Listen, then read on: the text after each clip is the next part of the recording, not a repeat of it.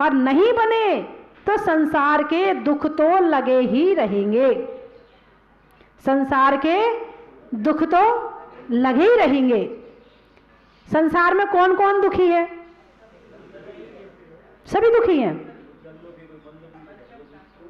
संसार में सुख सर्वदा नहीं काहू को दिखे, कोई तन दुखी कोई मन दुखी कोई धन दुखी दिखे, कोई दुखी औलाद बिन कोई का सुत ज्वारी, कोई की कुलटा स्त्री कोई को बीमारी, खाते दवा नित वैद्य की नहीं फायदा दिखे, कोई तन दुखी कोई मन दुखी कोई धन दुखी दिखे, कोई हुकूमत दुखी। मेरी नहीं चलती, पूछते ही नहीं मुझे, कुछ बताते ही नहीं मुझे। कोई हुकूमत दुखी कोई भूखा फिरता है, तन पर नहीं है वस्त्र नंगे पांव फिरता है, कोई किसी धनवान को तृष्णा अधिक दिखे, कोई तन दुखी कोई मन दुखी कोई धन दुखी दिखे, दुखिया दुखी संसार में सुखिया नहीं पाते, सुखिया वही घर बार तज वनवास को जाते, पीछी कमंडल के सिवा परिग्रह ना दिखे, कोई तन दुखी कोई मन दुखी कोई धन दुखी दिखे, संसार में सुख सर्वदा नहीं काहू को दिखे। बोलिए, कोई तन कोई मन कोई धन दुखी। कब तक ये दुख है? जब तक अपना वैभव नहीं दिखा है। दुखी कब तक है? जब तक अपने वैभव की याद नहीं आई है। उस भिखारी के समान समझ जाओ, अभी भी समझ लो, खोद लो अपने अंदर आत्मा को, मिल जाएगा अनंत सुख, है ना। मैं भूल स्वयं को वैभव को, पर ममता में अटकाया हूं, अब निर्मल सम्यक नीर लिए समता रस पीने। यही लाइन, मिथ्या मल धोने आया हूं। कौन सा मल धोने आया हूं? मिथ्या मल। मल यानी मैल, मल यानी मैल धोने आया हूं। कौन सा मैल? झूठा मैल। झूठा कैसे है? हम जानते कि ये सुख है और सुख नहीं है, इसलिए झूठा है। सुख लगता है मगर सुख होता नहीं है, इसलिए इसको मिथ्या सुख कह दिया है। इस मिथ्या सुख को, इस झूठे सुख को, जो मल मेरे अंदर में भरा हुआ है भगवान, इसको धोने आया हूं। अग्रहित मिथ्यात्व, जड़ को अपना मानना, अग्रहित मिथ्यात्व। वृक्षों में बड़का, वृक्षों में बड़का, शहरों में चंडीगढ़ का, और अपना नहीं मानने में जड़ का। बोलो ना, बड़ा ही महत्व है। तो आप लोग आज बड़ी दूर दूर से आए, आपने भगवान का अभिषेक किया, शांति धारा की। फिरोजाबाद वाले आए, आगरा वाले आए, रोहतक वाले आए, और कहाँ वाले हैं? इटावा वाले आए, और झांसी वाले आए। क्या बात है। मैं 3 चीज बोलूंगी, आपको कहना बड़ा ही महत्व है। स्वभाव में नर्म का, भोजन में गर्म का, जीवन में धर्म का, चलने में पात का, मित्रों में साथ का, तीर्थंकरों में मुनि सुब्रत नाथ का। अनाज में चने का, गर्मी में पने का, टीवी में रोज अभिषेक देखने का, सलाई के बुनाई में बुनने का, चावल के चुनने का और टीवी में रोज प्रवचन सुनने का। वही सुन के आए ना? हाँ, मुझे लग रहा आपके चेहरे से लग रहा है। कल एक बहन जी आई थी, बोले माता जी आपको देख के ये नहीं लग रहा कि हम आपको जानते नहीं, पहली बार आए आपके पास। बोले ऐसा लग रहा हम आपको बहुत पहचानते हैं। अब क्यों नहीं पहचानोगे? मैं आपके घर रोज आती हूँ ना, रोज शाम को आती हूँ ना आपके घर, हैं? दोनों टाइम आते हैं। भगवान भी आपके घर दोनों टाइम आते और मैं भी आपके घर। अनाज में दाने का इनाम में पाने का और मेरा आपके घर आने का। शहरों में गुरुओं में आबाद का, होने में आबाद का, होने में आबाद का, गुरुओं के आशीर्वाद का, और आने वालों में फिरोजाबाद का। मकान में छत का, लिखने में खत का, और आने वालों में रोहतक का। बड़ा ही महत्व है। भगवान से दुनिया में कोई ना सुखी,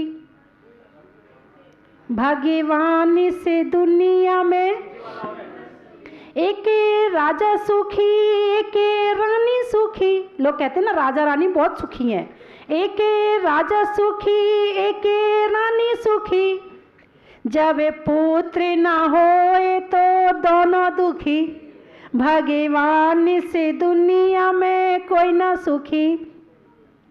एक सेठ सुखी, एक सेठानी सुखी, एक सेठ सुखी, एक सेठानी सुखी, जब चोर आ जाए तो दोनों दुखी। भगवान से दुनिया में कोई ना सुखी।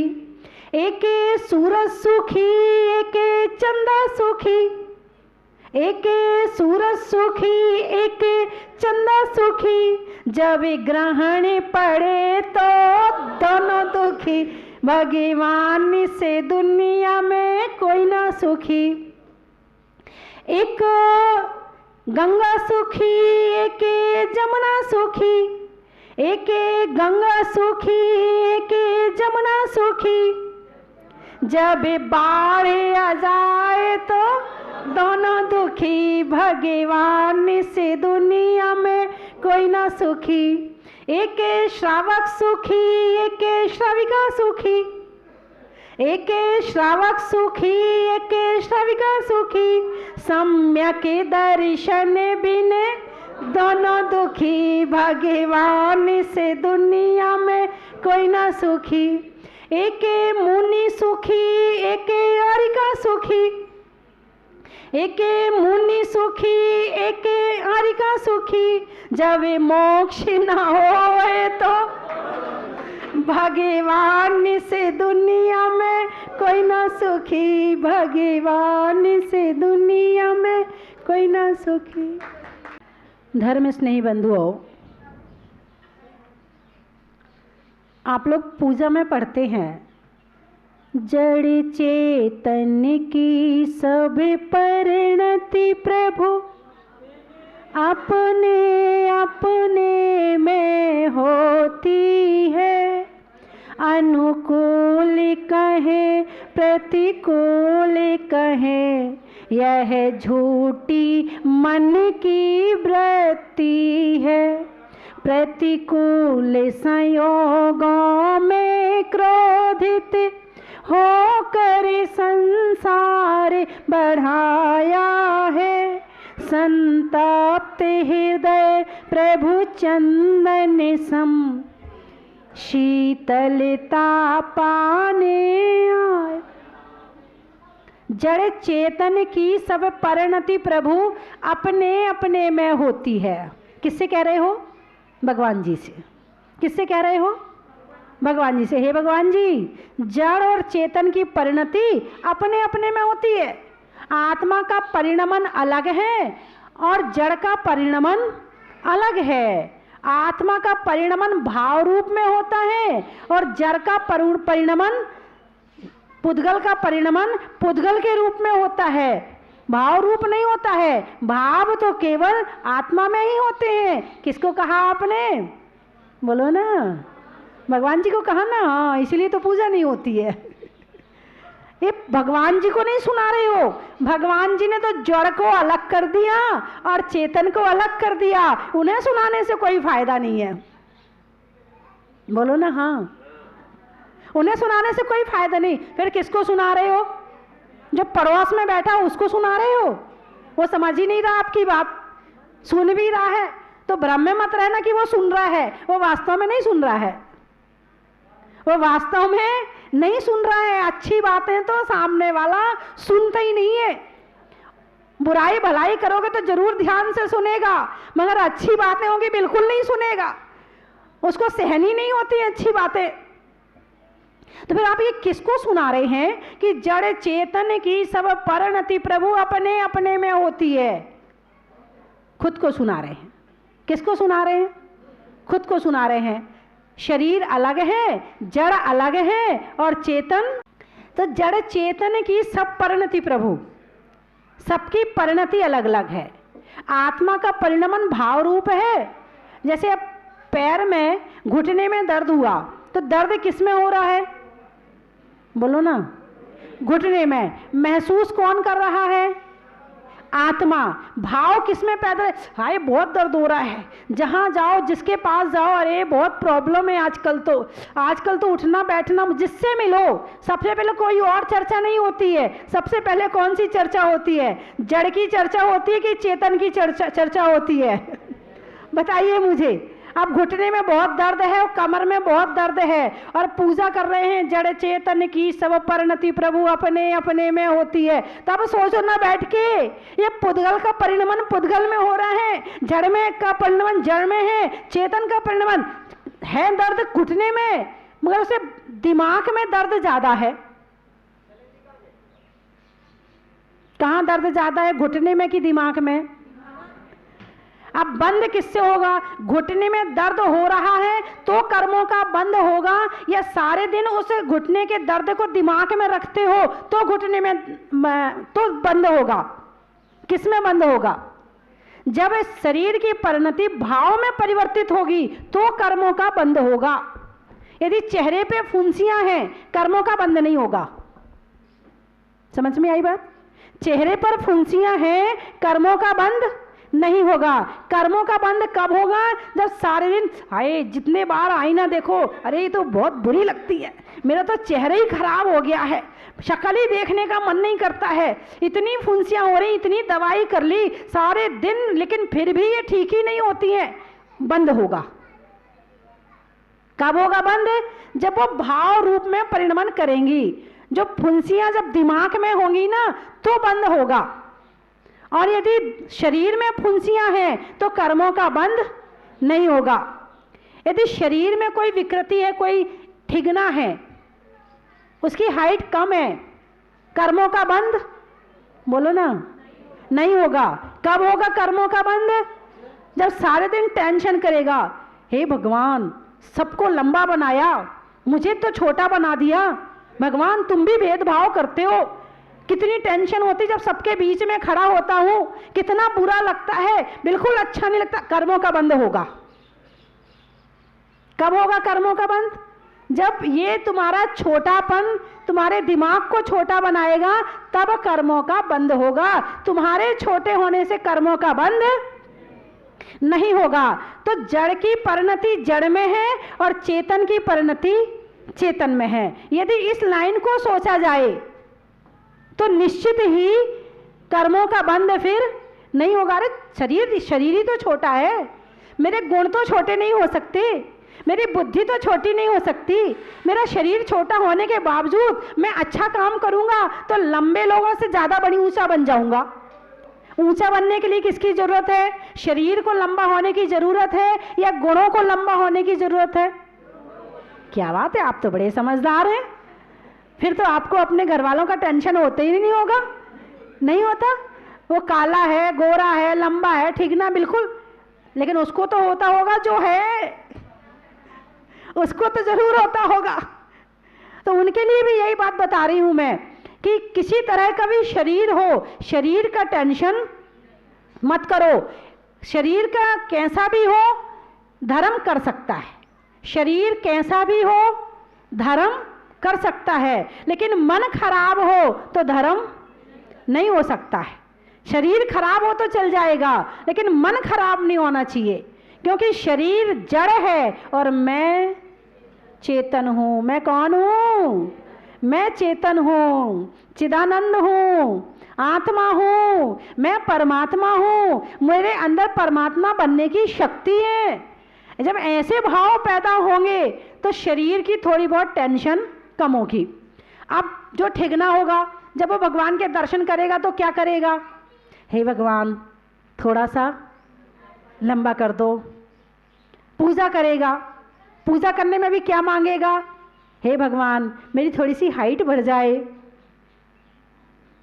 मंदिर जाना धर्म का काम है। किसका काम है? धर्म का काम है। पूजा करना, बोलो ना, धर्म का काम है। स्वाध्याय करना, गुरुओं की सेवा करना धर्म का काम है। अब धर्म जड़ के लिए किया जाता है या चेतन के लिए किया जाता है? नहीं, सोच लो, इतनी जल्दी मत बोलो। किया तो चेतन के लिए जाता है, मगर आप किसके लिए करती हो? पूजा भी कर रहे हैं ना, जड़ चेतन की सब परिणति प्रभु अपने अपने में होती है। इसका फल क्या मांगते हो? हम सुखी रहें, हमारा परिवार सुखी रहे, हमारा स्वास्थ्य ठीक रहे, हमारे घर वाले अच्छे रहें। क्या मांगते हो? हमारी दुकान अच्छी चले, हमारी फैक्ट्री अच्छी चले, हमारे बच्चे की जॉब लग जाए। मांगते कि नहीं मांगते? धर्म किसके लिए किया? आत्मा के लिए या जड़ के लिए? बिल्कुल एक एक परत खुल रही है सारी कि धर्म किसके लिए कर रहे हो। धर्म आत्मा को पवित्र बनाने के लिए क्या, या बाहर की वस्तुओं को इकट्ठा करने के लिए किया?